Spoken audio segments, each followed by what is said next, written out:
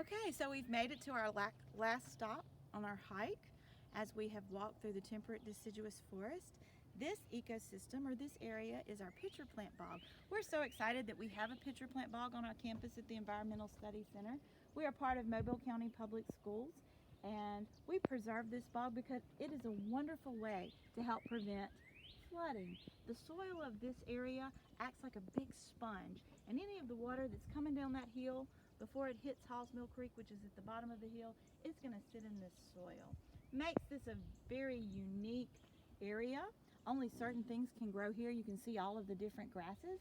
I know it's springtime because look at the pitcher plants, they're blooming. We call this the pitcher plant bog because of the presence of this insectivorous plant, the pitcher plant, and those yellow blooms that you see right there is the bloom of the pitcher plant.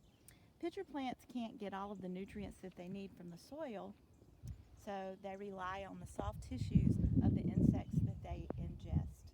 They have a way to attract them, and then they have a way to trap them, and then they have enzymes that they release in order to ingest the soft tissues and break down the soft tissues of the insects in order to survive and grow tall. You can see there's a lot of other plants that are growing amongst the pitcher plants, a lot more than is normally there. What you're actually witnessing is a lot of primary succession happening right now. And if you look over at the pine trees, you can see that the barks of the pine trees are scorched. And that's because even though the pine trees grow here naturally, and they are part of our ecosystem of the pitcher plant bog, the other small trees that you see, that's gallberry, and gallberry's coming out of the forest.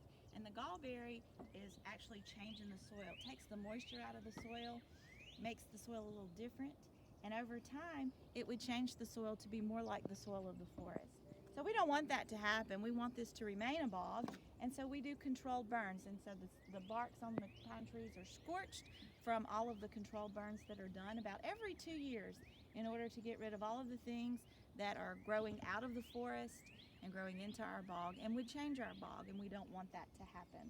A bog is a very important wetland.